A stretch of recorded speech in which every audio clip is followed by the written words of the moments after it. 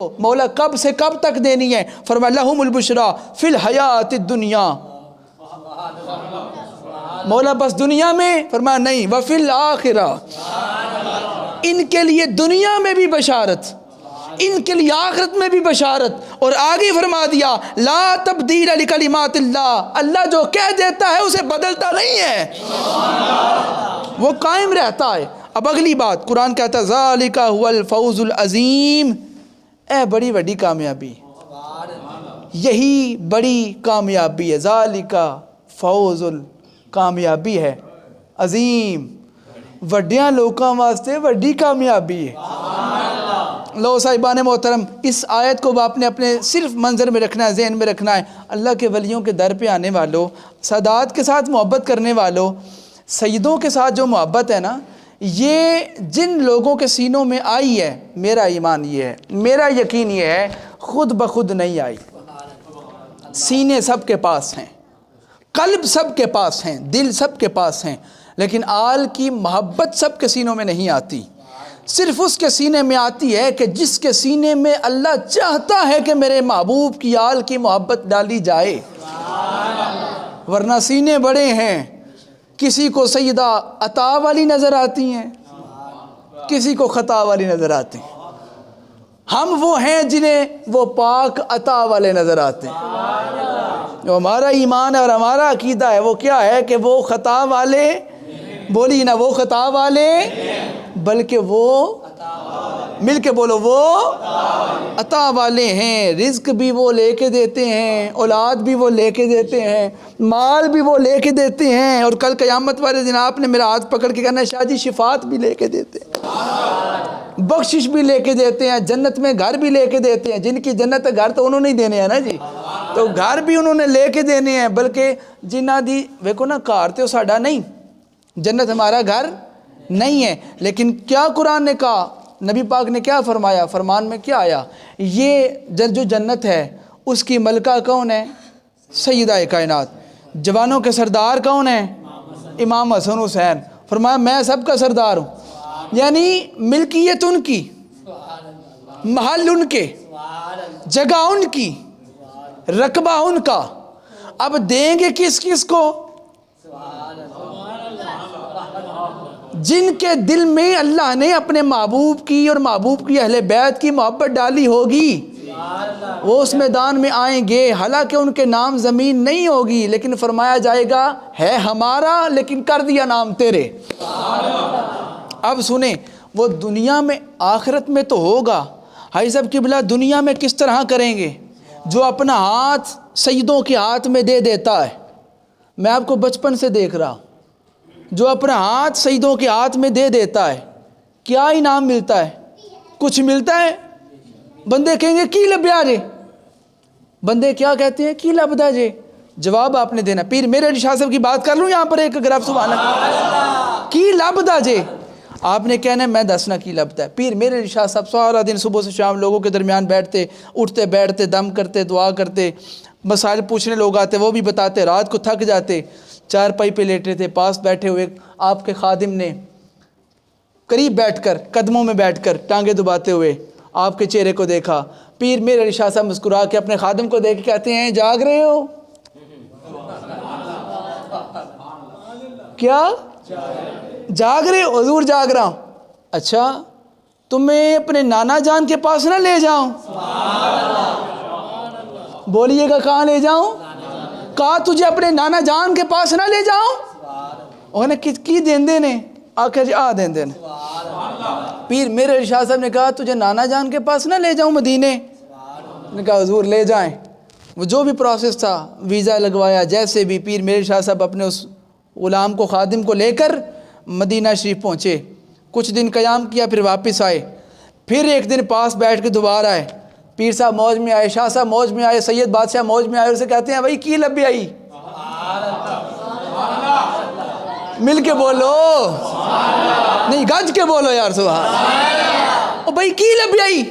اس نے کہا حضور ایک ول لبیا ہے، ایک ول لبیا ہے۔ کی لبیا ہے؟ اس نے کہا حضور جیڑا میں جدی باں پھاڑ لینا وہ میرے کو چھڑا لینا ہے، میں جدی باں پھاڑ لینا ਉਹ ਮੇਰੇ ਕੋਲੋਂ ਤੇ ਜਿਹਦੀ ਮੈਂ ਜਿਹੜਾ ਮੇਰੀ ਫੜ ਲੈਂਦਾ وہ نہیں چھڑا سکتا. آپ نے آخیا ایک ہی گل کی تھی. اٹھ کے بیٹھ کے چارپائی پر کہا کیا چاہتا ہے؟ حضور میرے بازو پکڑیں, آپ جتنا بھی زور لگائیں گے میں چھڑوا لوں گا. پیر صاحب نے کہا تو جانتا ہے میں میرے علی ہوں, تو جانتا ہے میرے علی ہوں, علی المرتضیٰ کا بیٹا. حضور تھام لے میرا ہاتھ, نہ چھڑواؤں تو آپ کا غلام نہ کہلواؤں.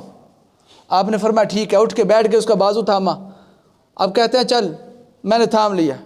ہنس کے کہتا ہے پیر صاحب ذرا زور سے پکڑ لیں, چھوٹ جانا ہے. جو جاگتا بیٹھا یار سبحان اللہ. حضور زور سے پکڑ لیں, چھوٹ جانا ہے. پیر صاحب نے اور زور سے پکڑ لیا, کہا لے زور سے پکڑ لیا. پھر کہتا ہے جناب کھینچ لوں؟ پھر کہتے کھینچ. حضور سے زور سے پکڑ لیں, چھوٹ جانا ہے. آپ نے پھر زور سے پکڑا, کہا حضور چھڑوا لوں؟ چھڑوا لے. حضور ذرا پھر زور سے پکڑ لے, چھوٹ جانا ہے, میں پہلے بتا رہا ہوں آپ کو. پیر صاحب نے تیسری مرتبہ فل زور سے پکڑ لے, ہوں پھاڑ لے گیا سی, نہیں چھڑ دے. دوسرا ہاتھ پاؤں پر آ کے کہتا ہے سیدہ فاطمہ دا صدقہ جے انہیں چھڑے آجے, پھر جے نہیں کوٹ کے پھاڑ لے آجے. اللہ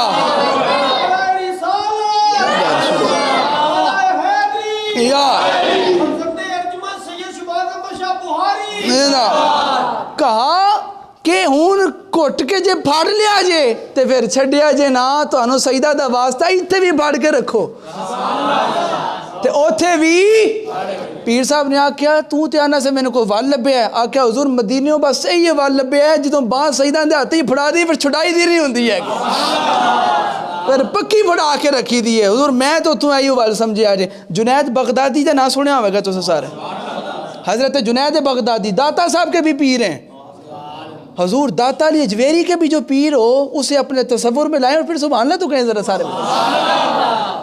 ایک سید زادہ قریب آیا اور آگے کیا کہا, حضور دیکھیے غور سے, اس نے گھر میں سید مانگ تو سکتے نہیں, صدقہ ان پر, زکوٰۃ ان پر حرام. تو جو کوئی سید ماڑا ہوئے تھے,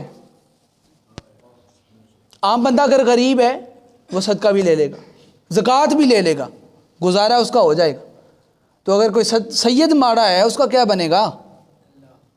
اس کا پھر قیامت والے دن نبی پاک امت سے پوچھیں گے کہ تہاڈا انتظام تو اسی کیتا سی, تو جدوں ساڈی اولاد پریشان ہوئی,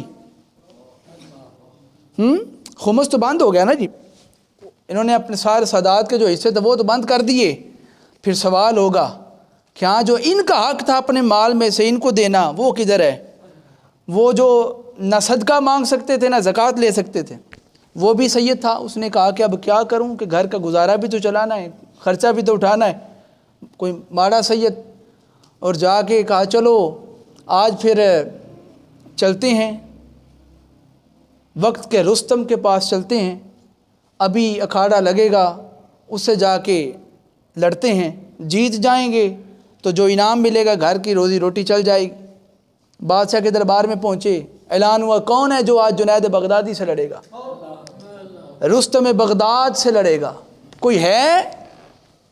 اب سید زادے نے مجمع کے اندر سے پتلا سا سید ماڑا سا میرے جیسا ہاتھ کھڑا کر, ایک طرف رستم بغداد اور دوسری جانب پتلا سا نوجوان دبلا پتلا سا, ہاتھ کھڑا کیجیے میں لڑوں گا.